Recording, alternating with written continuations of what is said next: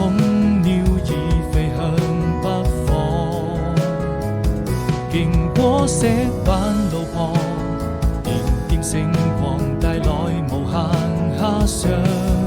是迷人的汽笛聲伴我入夢鄉，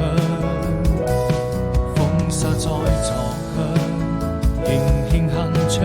着心中所想，快坐上那艘船就要去遠航，太漫長，藍天也變得飄揚，